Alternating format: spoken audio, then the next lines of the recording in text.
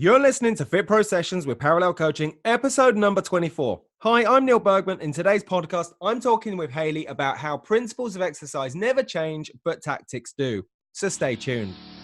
Hi, I'm Neil Bergman. And I'm Hayley Bergman. Over the last 10 years, we've helped thousands of fitness professionals to get qualified, learn with simplicity, and coach clients with confidence. We're the first to say that learning and being a fit pro doesn't have to be hard work, and that with the right structure, support and resources, you can become a confident and knowledgeable fitness professional that is dedicated to more. So how do you learn, qualify and kickstart as a fit pro? This is the Fit Pro Sessions podcast with Parallel Coaching. So who is this for, Hayley? Who is this podcast for? This podcast, everybody. Everybody. Every fit pro. Every fit pro. Whether you are learning, you're newly qualified, recently qualified, or qualified for a decade. And been doing it for ages. In fact, those people would probably benefit more so than the ones that are newly qualified. A nice refresh. It's a nice refresh because it's all about the principles of exercise today, and that the principles never change, but the tactics do. And this is relevant for almost any aspect of life. Absolutely. Whether you're looking at the principles of exercise or the principles of mechanics or the principles of engineering or the principles of cooking, literally any topic, insert topic, the principles of insert topic never change. Absolutely. And principles are like the foundation blocks, aren't they? They're like building blocks. They're like bricks on a house. Whereas tactics are... Well, the tactics do change. The tactics change. The tactics change. That's like people might build a house in lots of different ways and use lots of different methods. They're the tactics. So for example, let's take cooking. Okay, let's take cooking. I could do food. We can eat food. We can both eat food quite well. Our cooking isn't all that bad, in fact, to be honest. But the principles of baking a cake probably haven't changed for centuries. Yes. Okay, we know we've got to put flour. We know we've got to put some water. We know we've got to put some eggs in there. Some sugar. And some sugar. Okay.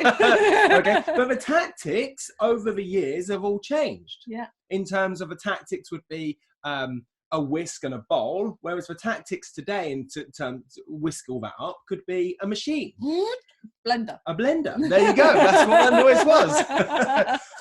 The principles of exercise never change, but the tactics do. So if we, rewind 5, 10, 15, 20 years, the principles behind getting in great shape, the principles behind losing weight, losing fat, or gaining muscle are exactly the same as they are today. Yeah. We haven't evolved in the last 20, 30, 40, 50, 100, 200 years.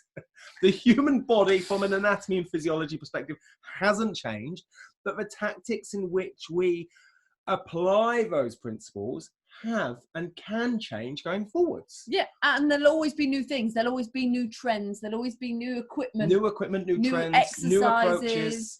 And they're the tactics. So they're the things that we're talking about that are tactics. And a lot of fit pros rely on these tactics a lot.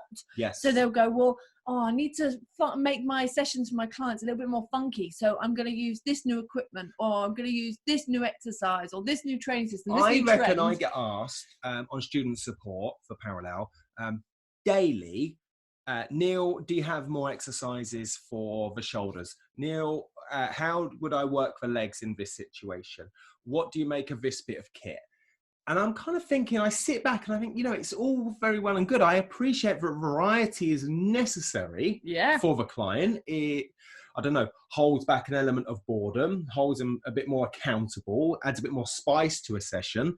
Probably more for the fit pro than anything. But I think it's more for the fit pro here that they want the variety, not the client, to be honest. And if the principles are the same, then actually you don't necessarily need to change all of the exercises all of the time, because as long as they are moving and doing those basics, which are the principles, then, and that's progressing, they're going to get a result. They're going to get, and that's the key, is you are going to go on to whatever level you are, whether you're recently or newly or qualifying towards level 2, level 3, level 4, it doesn't matter, whether you've been in the industry for years. The one thing you're going to go on and work with is a client that wants a result. Yeah. So whether you're selling them, and it's going to be your small or big FitPro business, you're selling them a result. Yes, totally. Or whether you're going to work in the gym, you're still going to be working with the client, and effectively you're still selling them a result. Not selling as in money, but you're selling them the opportunity, the possibility that they could go from where they are now to where they want to be, which is a result. That's the result. Yeah, you're selling them into that concept of you can do this. You can believe in them. And with that, you need to sort of create that progression to give them that result. So what we find as a big problem always with Fit Pros, as you bring it back to the main thing we're talking about, is that they focus on the tactics too much and forget that the principles are even there, or they didn't really learn the principles. And that builds up to a huge amount of overwhelm because you don't understand the progress or the regression that goes into it. Which is why at level 2 and level 3 yoga and level 3 Pilates, the principles of exercise is a foundation block of knowledge that is programmed into that particular course. That's the importance of principles. Just like building a house, it would have a foundation. The foundation to level 2 gym, which is a prerequisite to go on to personal trainer. The foundational block for exercise to music, aqua kids, level 3 yoga Pilates is principles. Because that block of knowledge teaches you the principles to have logical progression, teaches you the principles of exercise to program and plan around someone's goal in a really smart, effective way. Absolutely. And we get a lot of people that are, say, doing principles or yoga, that Pilates or yoga, unless they go into principles it, or yoga. Unless they go into it, they sit down for the principles learning, and they get really overwhelmed by the fact that this is talking a lot about planning, talking about warm-ups and cool-downs and lots of language that maybe is more gym related or PT related. That's a really good point. And it gets really overwhelming, but actually they've not seen all of the progressions and regressions and all the principles that their Pilates instructors over the years have still been putting in place behind the scenes. Maybe this is a really good thing to touch on, actually. So many people start out in fitness because they've had their own transformation themselves. Maybe they've liberated their brain from stress.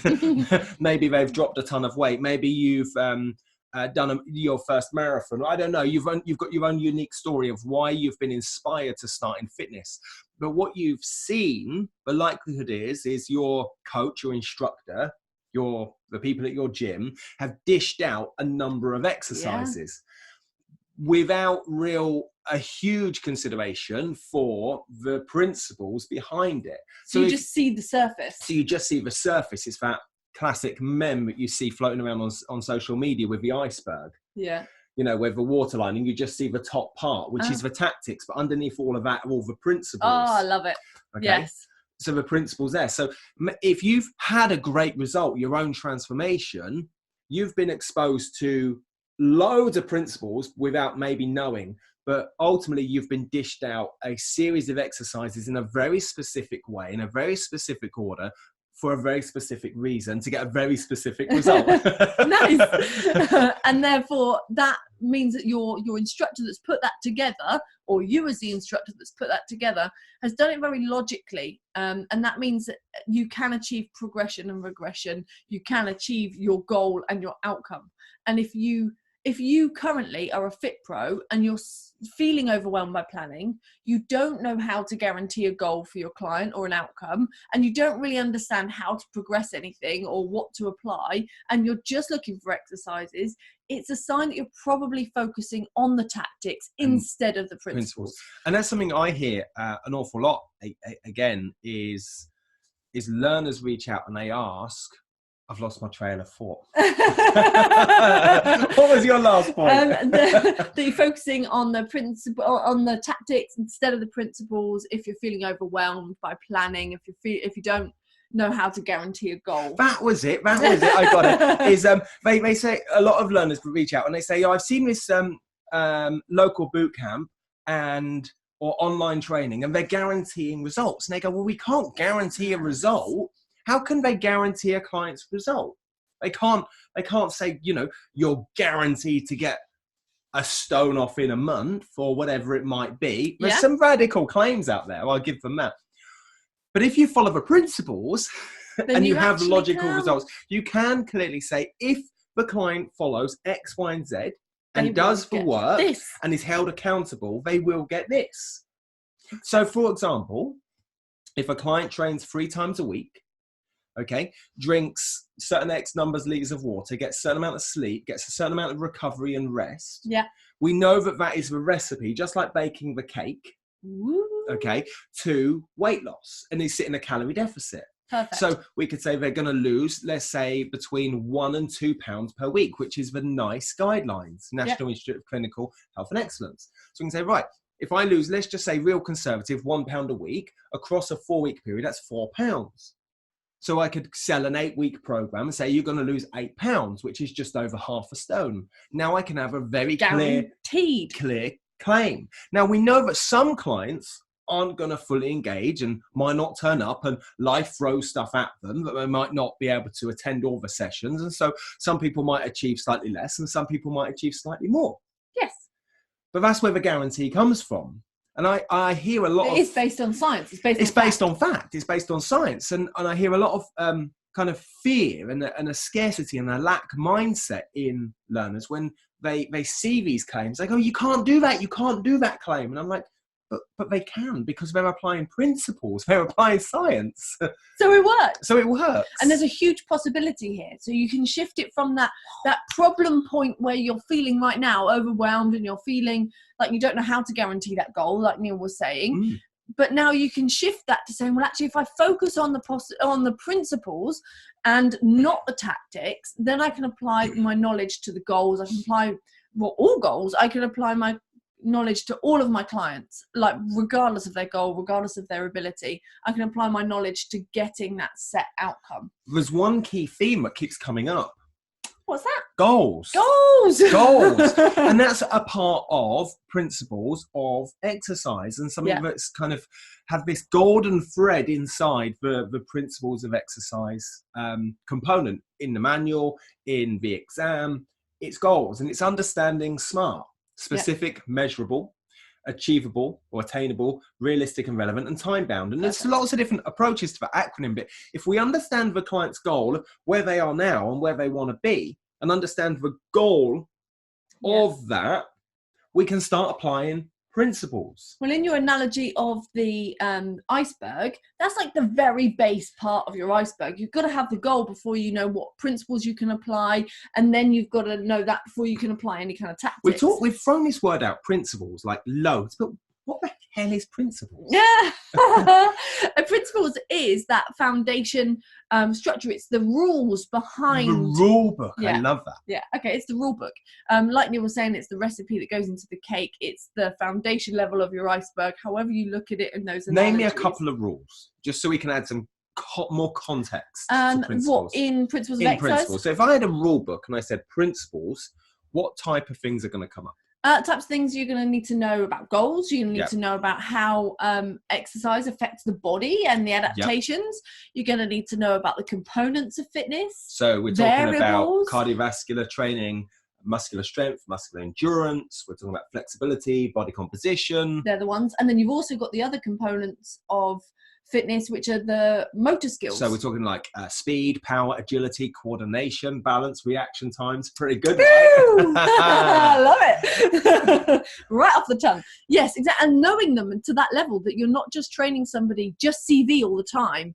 And that's really important. They're all the principles. So, I just wanted to add some context. Yeah. That's what I wanted to do. They're all these little rules that set up that basically say, because you know X, so that's the science, therefore this is the outcome of what will happen. Yes, cool. Principles. Wicked.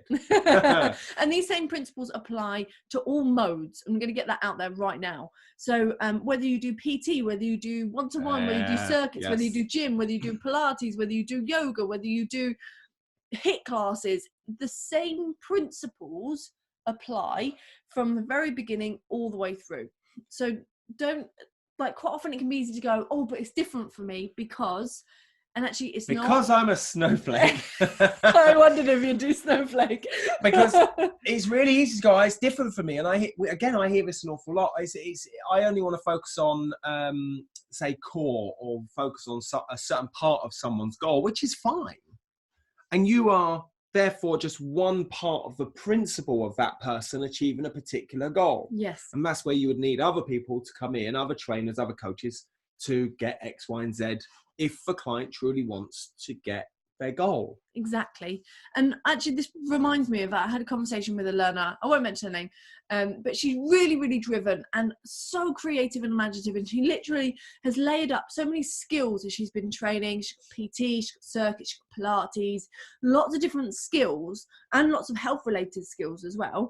And she was like, well, do I run a circuit class, or do I run PT, or do I run Pilates? Which mode do I follow? And I was like, well, actually, all of this is knowledge you own. So whatever you call it, just call it anything, you can amalgamate all of those skills into one thing. Yeah, it's not standalone.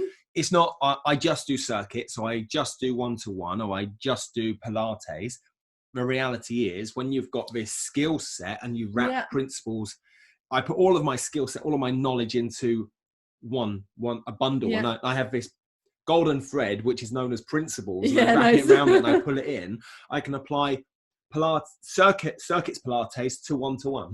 Yeah, totally. Yeah, exactly. And that's kind of just a really nice way of saying, well, yeah, principles are the same. Principles apply to everything, and they are all in your knowledge. You own it all.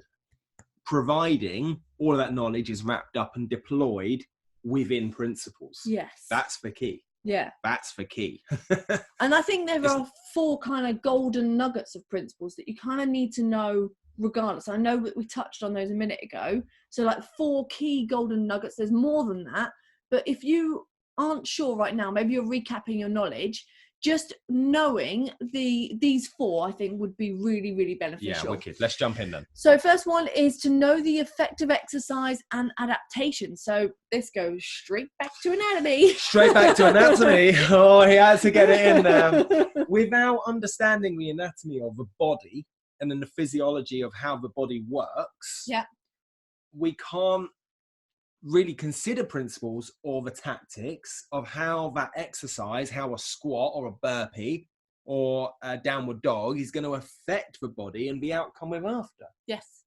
Yeah, exactly. Which is why anatomy and principles are 2 exams that sit at level 2 and are the prerequisite for every qualification. Everything. Exactly.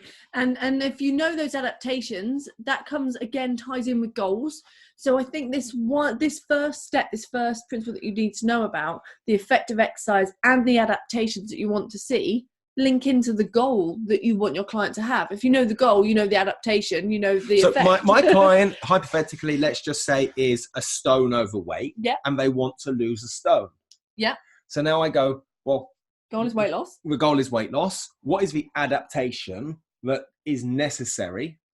Therefore, I can go to the principles and think, right, inside anatomy and physiology, what must change from here to over here? Yes. And it will give you clues to follow, and it'll give you rules to follow. And rules. And that's the rule book. Exactly. Cool. So is that an effects of exercise? Yeah, exactly. How does exercise affect the body? There you go. Yeah, so you need to know that. And the second section would be about then knowing the components of fitness. So it's not just about the main sort of 5, the cardiovascular, muscular strength, endurance, flexibility and body composition, but it's also about the motor skills. And how are you using all of those and considering all of these areas in everything you do? So let's say, for example, you might be a running coach. I was going to say running, because I'm a running coach and I've also done a lot of ultra marathons. So if I go back to, say, some of my A races last year, so many people would reach out to me and say, oh, Neil, you're running, you're really fast at the moment. Like, it seems like you're getting loads of miles in, you do lots of progression. And I would turn around and say, actually, my biggest progression is in my A, Bs and Cs. And they were like, well, what do you mean? I'm like, agility, balance, and coordination. Amazing. So the more agility I had, which was fundamentally is made up from balance and coordination. So I worked on balance, single leg work, Okay, because effectively when you're walking or running, one leg is always off the ground. Yes. Okay, so balance, and then coordination. So the ability to coordinate my limbs with my trunk whilst moving forwards or changing direction gave me agility in certain joints, agility to move, certainly within a trail format, trail running. Dodge the potholes. Dodge the potholes. Yeah. And that was probably my number one principle, which allowed me to come up with tactics of how I'm going to do that. Yes. Second to that. So it wasn't the tactics of, now in order to be a great runner, you must go up and down an agility ladder. No. It was just that actually you layered up the principles and the components to make sure you'd covered all components of fitness, and then out of that birthed the tactics. But having coached a lot of runners now, the number one thing I see is I'm going to go and increase my mileage. I'm going to go and increase my mileage. I'm going to go and increase my mileage. And did I say I'm going to go and increase my mileage? And yes, progression over time of mileage is key. But the second, but it's not everything. And the second principle, when people said, you're doing really well in your races these last few weeks, I'd be like, what's the secret sauce? And I was like, it's a principle known as flexibility. Yeah. So the more flexible I was, the more I recognized tight and weak muscles around the body, I could alleviate the stress of running, because running is a sagittal movement. And muscles there's so much repetition. There's so much repetition. Muscles become overused, somewhat misused, and others become underused. And so through flexibility, I was able to kind of alleviate the stressors of exercise, because exercise is a stress on the body. What I love there is that you've literally explained all of the components of fitness. Obviously, you can, and the strength work in there as well. My work is done. And it shows that in order to get a successful result, you do need all of the components of fitness in there. So I've worked with lots of like Pilates and yoga instructors that would say, well, like, why aren't my clients getting the result that they want? I'm like, well, remember about all the other parts. If in Pilates and yoga you just focus on flexibility, strength and endurance, you've missed out the cardiovascular and the body composition. Yeah. So what advice can you give your clients to do outside of your sessions? Is it about getting that calorie deficit for the body composition? Is it about walking a couple times a day? Yeah. Is it about working on their balance? What do you need to do? And maybe this is a breakdown of some beliefs as well. So what I mean by that is, and I don't want to just I'm not picking on, say, the yoga or Pilates world here. I think all disciplines are relevant here. CrossFit, box studios, you name it, all circuit classes, spin classes. If we just focus on our main discipline that we enjoy most, and we neglect the others, and then when we question why aren't the clients getting the results, remember, as a fitness professional, whether you're level 2, level 3, level 4, it doesn't matter what you've done, it's your responsibility to deploy all of these principles, even though you say specialize in flexibility and muscular strength through Pilates. Yes. Because you've done a qualification that holds principles of exercise. Perfect. There we go. Exactly. Yes, it's across them all. Yeah, you can't. We can't sit there as a health, fitness, well-being professional and say, this is what I do, and I'm not going to do all the rest, because I want to get the client's goal. It's much more holistic. It's much more holistic. And it's okay, actually. I want to step back and actually call myself out. That it could be okay if you say, well, I'm just focusing on flexibility and core strength. Yeah. And I have X person over here that deals with the client's cardio, and I have X client over here that deals with agility. Great. So there's ways around it. Yeah, exactly. As long as they're getting everything somewhere. Yeah. And then the third section to focus on, number 3, is to know the key variables of progression over the weeks. So for this, we use FIT. And Neil's even mentioned this. Frequency, intensity, type, and time. And you even mentioned this a moment ago, because you were saying about that runners maybe just increase the mileage. They might just be increasing the time that they're running for, basically. Which would in turn increase the intensity.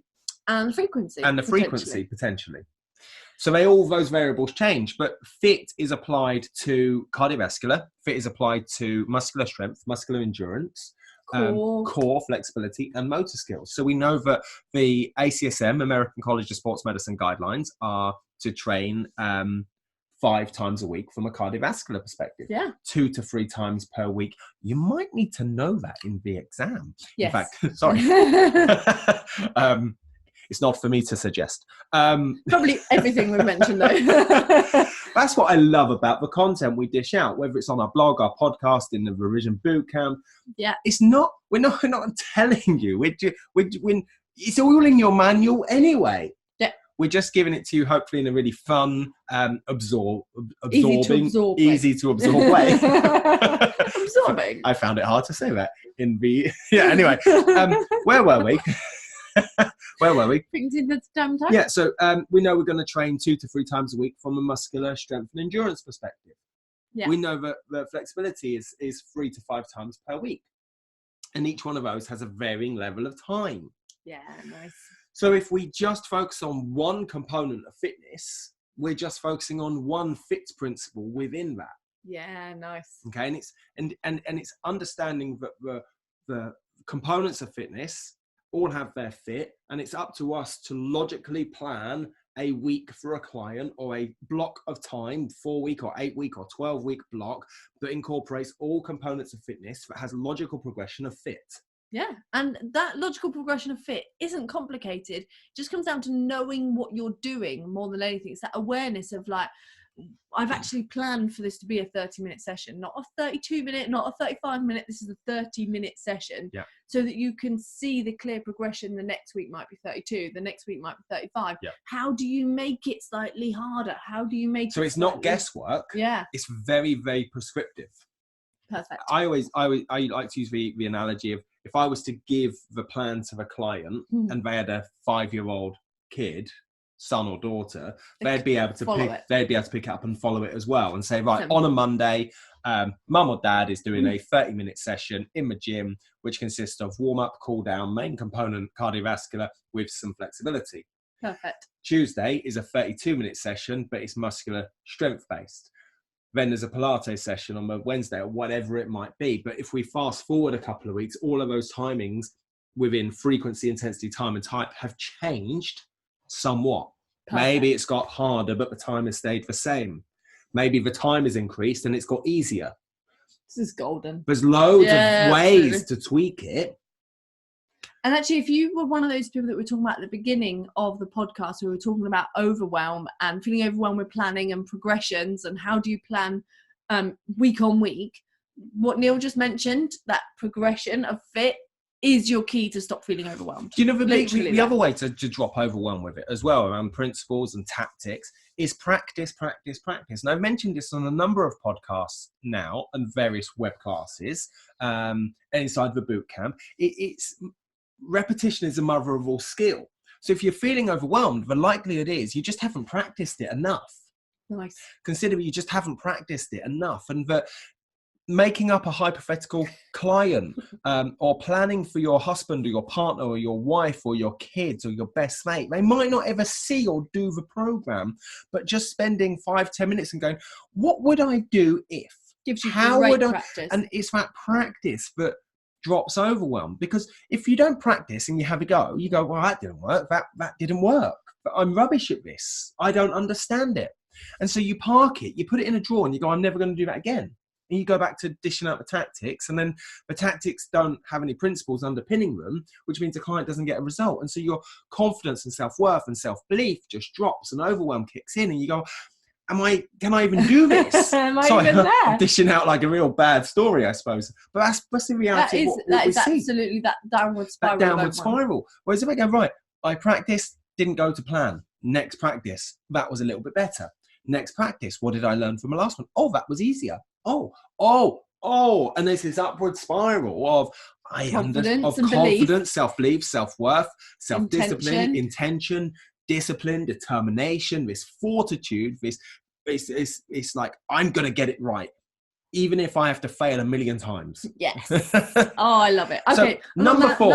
Let's jump into number 4. And there are so many principles but in choosing just 4 of them, the 4th one we went for is knowing how to change intensity, and that it does not just rely on resistance. So resistance being the load of something, it getting heavier or it getting harder. Yes. So let's just look at resistance training, so muscular strength, muscular endurance, rather than confusing it to CV at the moment.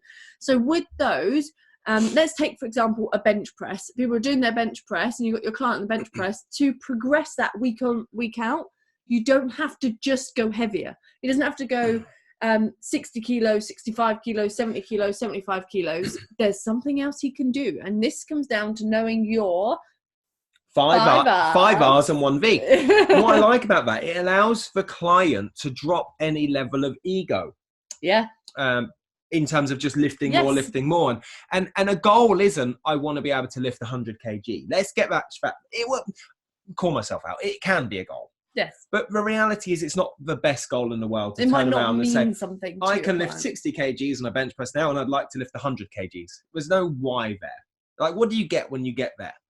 It's like, yeah, I did it. And it's over so quick. It's like, well, where next? Yeah. So digging deeper into the goals. I've digressed. Anyway, so 5 Rs and 5 1V. Rs and a V. Resistance, repetitions, range of movement, the rate, which is the speed, the speed or the tempo, and rest. Now, if I manipulate, and the V is volume. And the V is volume. But if I manipulate 5 Rs and 1 V, volume being sets. Let's just go back sets. Yeah. If I manipulate any one of those, I can see a progression. So most people start off and go, well, I'm going to make it heavier. Okay, but actually repetitions could change. I could go from 15 reps down to 12 reps, which would in turn change the resistance. Yes. Because we have to reach maximum overload. Yeah. I could go down to 10 reps. I could go into now the hypertrophy range of 8, 10, and 12. I could go down into strength. I could go down into power. Perfect. But reps and repetition, resistance and repetition is where most people start to dig. Yeah. I'm a massive, massive fan of digging within range of movement and rate. Yes. Because the range of movement, I could now, instead of doing full range of movement, I could do a partial range of movement. Which makes it slightly easier. Or I could have a negative range of movement, a deficit. So I could lift the client up, for example, on a lunge, and have their knee go beyond that of the floor where the knee would have stopped. Oh, so like a negative deficit. Yeah, absolutely. There we go. I liked your drawing. Lovely. Awesome. And then with that, the rate. I think the rate is really important. The rate is the speed. So a lot of people, new I'm doing lots of fast squats. Yeah, would go at, say, 1 to 1, 1 second up, 1 second down, or 2 seconds up, 2 seconds down. You could have 2 seconds up, 1 second pause, 2 seconds down, 1 second pause. So it'd look 2, 1, 2, 1. Okay. Or you could go more towards a negative and have like 8 seconds down, 2 seconds up. Or you could do like even harder again. But having that logical progression week on of changing the range of movement and the rate in which they move within that movement, the resistance and reps could stay the same. Perfect. And what I love about all of these sections that we just said about with principles, can you see how much option and variety there is? That you don't need to go and choose a ton of different new exercises because the variety is in the principles. Like, there's so I love much that. variety. The variety is in the principles. So you don't need anything funkier or sexier to interest the client. You can change the principles, not necessarily. We've not touched on an exercise. We're not changing a tactic. Let's take a squat, for example. We could do a normal squat in week 1. Yeah. We could do 12 reps. Okay, and the resistance could be body weight. Yeah. Then in week 2, we could keep it at 12 reps. Keep it at 12 reps. But now add a little weight. And then I could change the range of movement. I could go deeper. Yeah. Or I could go not as deep, so less range of movement, but then I could change the tempo and the rate and go a lot slower. Yes. And then you could cut out a bit of rest before you do another set. It's limitless. It's limitless. So the 5 Rs and 1 V are, I believe, I think that liberates you from having lots of exercise. Yeah, I think that's for me the biggest tool in my toolbox. Yeah. That's like my favorite cake in the recipe book. Yeah. Because that's what Principles is. It's a recipe book with lots of different recipes in. Yeah. And the 5 Rs and 1 V, if I had my favorite cake to go to, it'd be the 5 Rs and 1 V. I'd agree. There we go. Absolutely. What's your favorite cake, by the way? Chocolate. Got to be. It's gosh. I was going to go with carrot cake. It's like, be real. It's chocolate. I do like carrot cake, and I'm a big fan of banana cake. We Banana should make cake. some more banana cake. Maybe. Anyway, And number 5. We there's said, no number 5. was there number 5? No, Oh, I thought we were We're doing just number going 5. for 4. Okay, fair enough. Number 6. Number 7. So we just chose the main 4 Perfect. just for today's Cool. podcast. But what I wanted to kind of explain was that there is so much variety in all of those principles. So now that you could use these and moving on to your next step for you, how do you go and use just what we've told you now? You can go and use those straight away. And if you want to check your knowledge, this is not just for those doing exams, by the way, but I'm going to put a link that's with this video and with this podcast, and you can download mock questions. Yep. These will be for your level 2 principles of exercise exam. You'll have 50 of them, and those questions are gonna really, really help you just kind of understand, but also refresh some knowledge. Yeah, I want to just highlight that the mock questions won't come up in your final exam because they're mock questions. The mock questions aren't there either for learning. Well, they are there for learning. Let's correct myself again. They're there for learning what you're good at, and also what you need to do more work on. But they're not the fundamental way of understanding this topic, because the mock questions don't actually teach you anything. No, yeah, exactly. The main thing they do teach you anything about the content. The main thing they teach you is the type of questions and the wording of questions and the structure of a question that might come up in the final exam. Yes, good for practice. They're good for practice. It allows you to practice exam style questions so that when you get into the exam, it's nothing new. Yeah. Again, repetition is the mother of all skill. So many people come out of the exam going, oh, that was horrendous, but they've not practiced any exam style questions. And so the first time they've been exposed to questions was in the final exam. That would make me stressed. That would make me stressed. And anxious. So that's what the mock worried. questions are for. Yeah. The mock questions are broken down just like the your course manual and your exam and the revision boot camp for principals into 7 sections.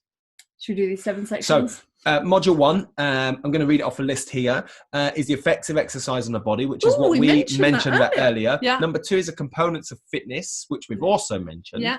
Number 3, module 3, is variables and principles of programming, which is key in relation to module 1 and module 2. Yeah. Then module 4, we jump into how to monitor intensity.